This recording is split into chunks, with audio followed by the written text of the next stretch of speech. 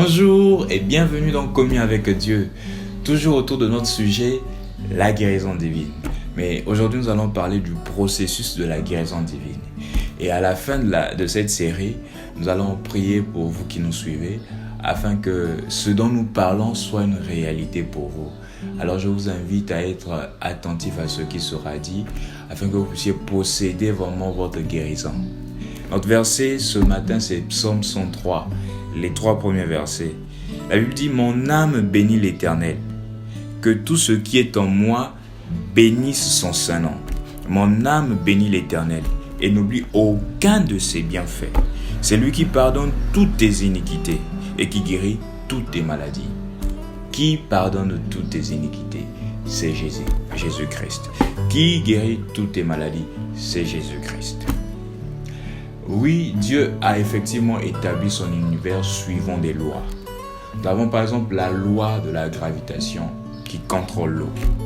Nous avons la loi, le soleil, la loi de la rotation, la terre qui tourne tout autour du soleil. Aujourd'hui, tu ne peux pas dire soleil, moi je veux dormir plus longtemps, donc attends d'abord, n'éclaire pas d'abord le jour. Non, si tu veux te réveiller à temps, il te faudrait dormir à temps. C'est parce qu'il y a une loi qui est là. Et pour la guérison divine aussi, il y a une loi que Dieu a établie. Si tu veux posséder cela, la loi que Dieu a établie pour posséder cela, c'est la foi.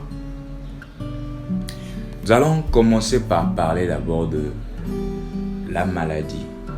La maladie, nous devons d'abord constater premièrement que la maladie vient du diable. Aucune maladie ne vient de Dieu. L'auteur de la maladie, c'est le diable. Mais parfois, Dieu peut permettre que Satan vous inflige une maladie pour vous permettre de revenir à la maison quand vous lui désobéissez.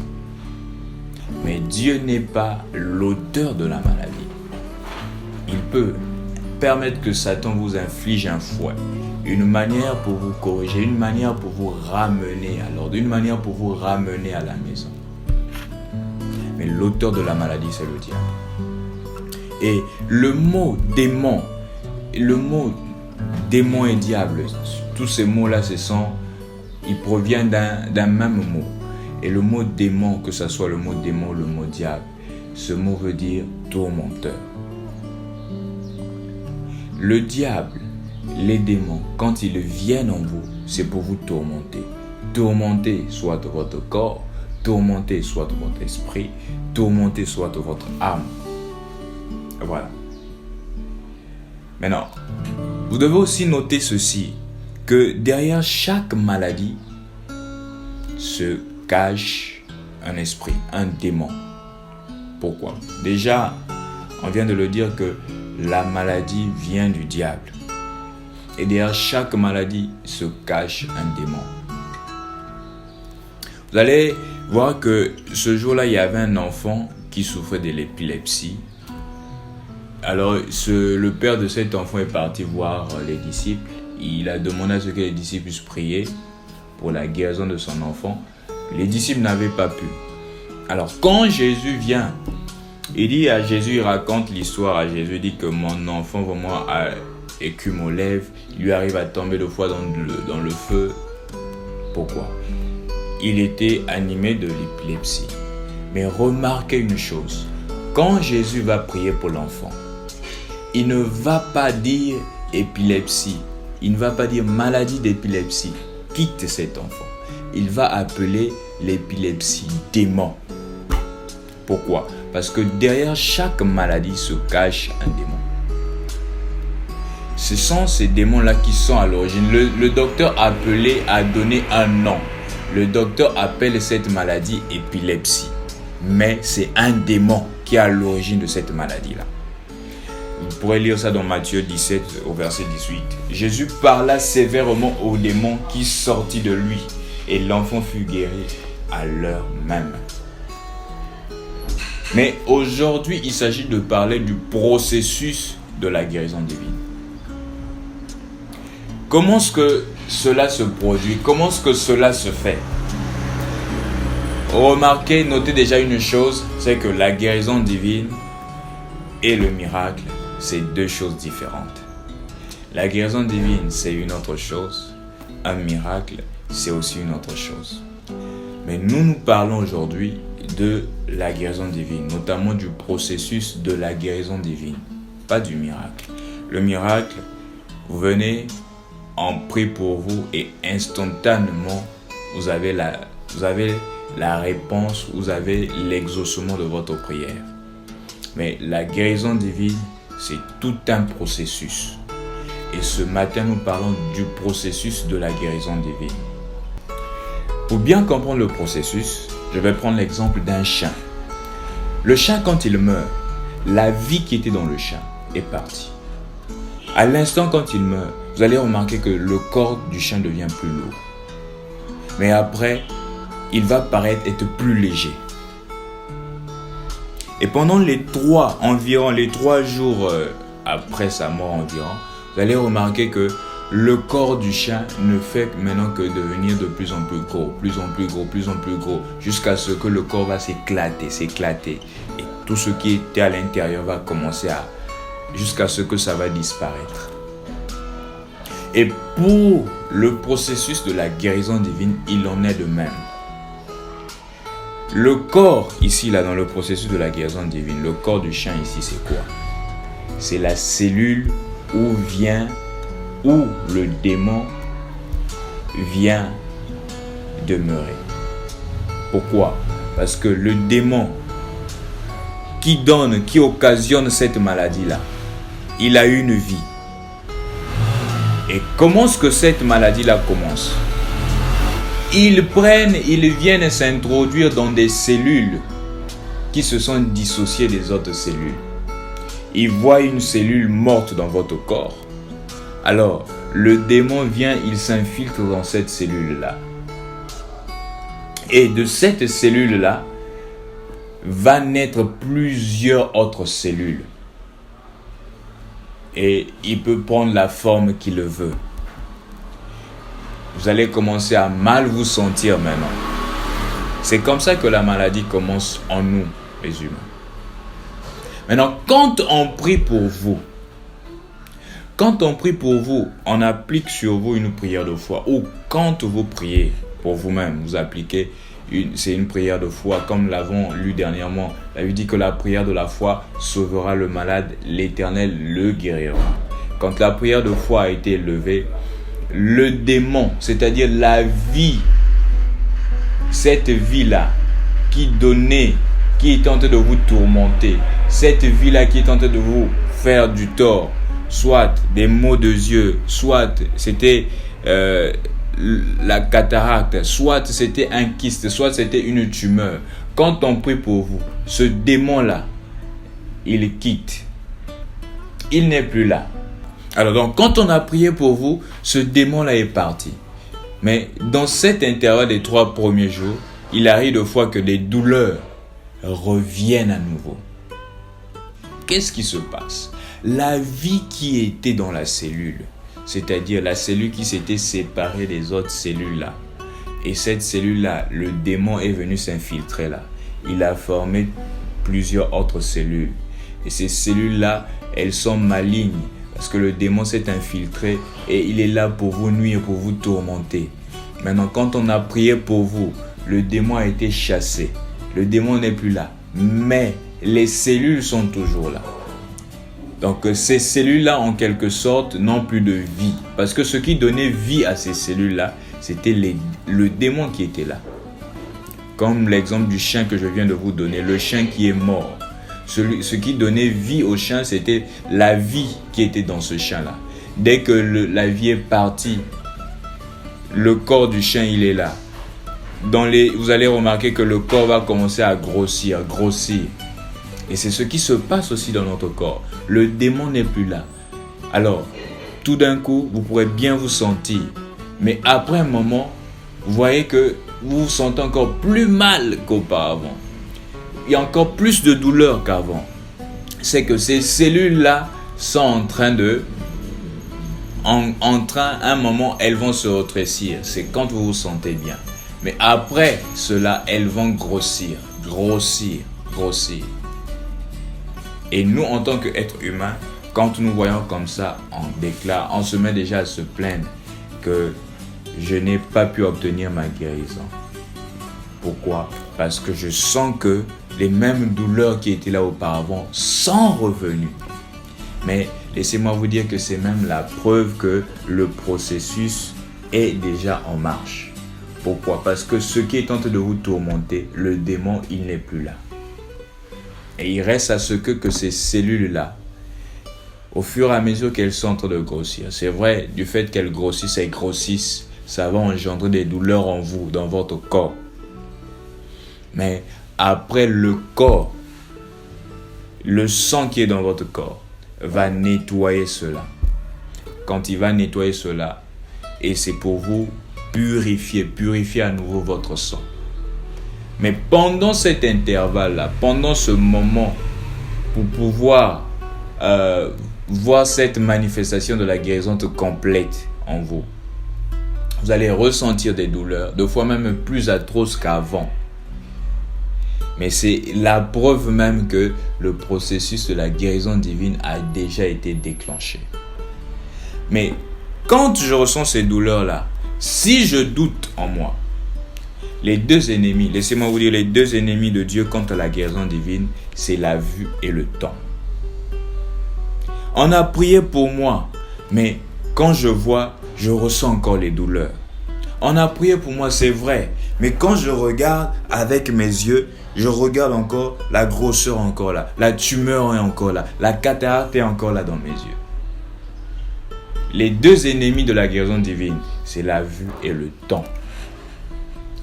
Et quand nous tombons dans ce piège-là, de la même manière que la foi a chassé le démon qui était là en vous, quand on a prié pour moi, dès que je doute de ma guérison, l'incrédulité ramène encore ce démon-là en moi. Jésus a dit ceci: quand on prie pour vous, quand un démon quitte un corps, il va dans les lieux arides. Il va chercher 7 autres démons. C'est-à-dire avec lui-même, ça fait combien? Ça fait 8. Donc il va chercher 7 autres démons. Il revient. Il vient voir si le maître de la maison n'est pas là. Le maître de la maison, c'est qui? C'est la foi. On a prié pour vous. Vous devez garder foi. Vous devez avoir foi dans ce que Dieu a dit. C'est lui qui guérit toutes tes maladies. C'est vrai que la douleur, tu peux encore la ressentir. Mais c'est le processus de la guérison divine qui a déjà été déclenché. C'est la cellule morte qui est en toi qui est certainement en train de grossir. Du fait qu'elle est grossie, c'est normal que tu puisses ressentir des douleurs. Mais le démon n'est plus là. Tu peux même aller chez le docteur. Quand le docteur va t'examiner, il voit, et effectivement, je vois encore la grosseur dans ton corps. Je vois encore la tumeur là. Mais le démon qui donnait vie à cette tumeur, qui donnait vie à cette cataracte là, n'est plus. Alors, il te faut faire quoi? Continuer à posséder ta guérison. Continuer à témoigner ta guérison. C'est la foi. Le maître de la maison, c'est la foi. Mais dès lors que je doute maintenant de ma guérison, ce démon qui avait été chassé, il va prendre 7 autres démons. Et quand il revient, quand il regarde à la maison, il voit dans sa maison où il était là, tout est en ordre. Il voit qu'il n'y a pas quelque chose qui m'empêche. Le propriétaire de la maison, c'est-à-dire la foi n'est pas là. Il revient. Donc de la même manière que la foi chasse le démon qui était là, chasse la maladie, c'est de la même manière que l'incrédulité ramène cette même maladie-là, ce même démon-là en vous. Donc il te faut continuer à témoigner ta guérison. La guérison divine est un processus. Et c'est ce qui se passe. Environ les 72 heures, vous allez remarquer qu'il y a d'abord le corps. Quand on prend, par exemple, je vais prendre l'exemple de la cataracte. Le corps, il va se rétrécir, il va se rétrécir, il va se rétrécir. Donc, celui qui souffre de la cataracte, il pourra mieux voir. Mais ensuite, après cela, il va commencer à grossir. Ça va me donner l'impression que je ne suis pas guéri. Ça va me donner l'impression que la prière là n'a pas eu d'effet. Non, le démon qui donnait vie à la cataracte a déjà été chassé. C'est les cellules qui avaient été habitées par ces démons-là qui sont en train de grossir. Et c'est ce qui fait que des douleurs plus atroces sont là. Des douleurs sont là. Mais aussi vrai que je continue à témoigner de ma guérison, mon sang, le sang, qu'est-ce qu'il va faire? Plus que ceux-là sont en train de grossir, elles vont s'éclater. Et le sang va purifier, va nettoyer encore ton corps. Et après cela, vous allez très bien vous sentir, mieux vous sentir. Donc vous vous rendez compte par là que la guérison divine, c'est tout un processus. Vraiment, je vais m'arrêter par là pour ne pas être assez lent. Que le Seigneur Jésus-Christ vous bénisse. Alors, comme j'ai dit, nous allons prier pour vous. Vous avez certainement un cas qui vous dérange. Vous avez certainement une maladie qui vous a longtemps tourmenté. Nous venons de lire dans Psaume 103 que Jésus nous guérit de toutes nos maladies. Il pardonne d'abord toutes nos iniquités et il guérit toutes nos maladies.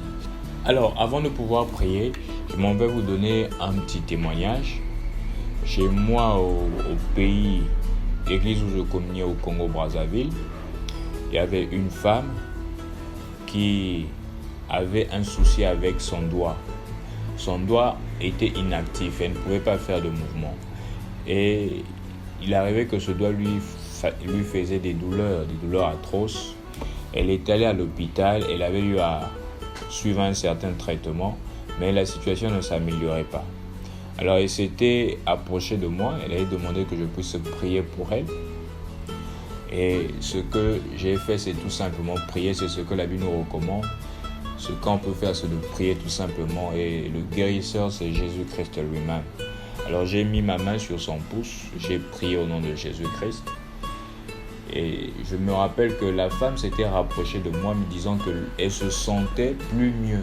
Elle se sentait mieux maintenant, que la douleur commençait à diminuer. C'est ce qu'elle m'avait dit. Et quelques jours plus tard encore, elle revient vers moi. Elle demandait à nouveau encore la prière. Parce que le doigt lui faisait encore davantage mal. Alors je lui disais tout simplement que nous avons déjà prié. Continuons à garder foi. Et c'est ce qui fut fait. Il est arrivé que de temps après, je continue à la fortifier dans ce sens-là. La main qui la faisait mal, la main ne la faisait plus mal. La maman pouvait faire carrément des mouvements avec son doigt et utiliser sa main comme tout homme en bonne santé. Avant que je puisse prier pour toi qui nous suis, rassure-toi que dans ton cœur, il n'y a pas quelque chose qui te condamne. Rassure-toi que tu as d'abord eu à mettre tout en ordre. Sinon, il te faudra d'abord mettre tout en ordre. Il te faudra accepter ce que Christ a fait pour toi parce qu'il a pardonné tes péchés sur la croix du Calvaire. Accepter cela. Accepter aussi ta guérison et tu vivras la guérison divine. Nous allons prier au nom du Seigneur Jésus. Précieux Père Seigneur, nous avons fait ce que nous avons pu, qui s'agissait de parler de ta parole, Seigneur. Et plus que nous parlons de ces choses, je sais que ces choses deviendront réalité pour ceux-là qui nous suivent. Il y a certainement quelqu'un qui est malade, quelqu'un qui est aveugle qui nous suit, quelqu'un qui est paralytique. Oh Seigneur Jésus, sourd d'oreilles, muet, mais Seigneur, je peux te rendre gloire parce que je t'ai vu, Seigneur, guérir le malade, je t'ai vu chasser le démon. Maintenant, Père, je te prie, maintenant même, qu'au nom de Jésus, que celui-là qui écoute cette vidéo, Seigneur, croyant que sur la croix, que tu as versé ton sang, et que par tes meurtrissures, Jésus, nous sommes guéris. Maintenant que le malade qui nous suit soit guéri au nom de Jésus-Christ. Que le boiteux qui ne marche pas puisse marcher au nom de Jésus. Que l'aveugle puisse voir au nom de Jésus. Que le sourd puisse entendre dans le nom puissant et glorieux du Seigneur Jésus-Christ. Merci Père parce que tu as dit tout ce que nous allons demander en ton nom tu vas le faire. C'est au nom de Jésus-Christ que j'ai ainsi prié. Amen.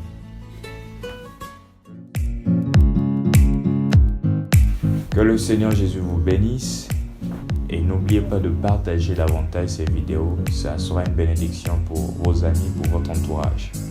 Shalom.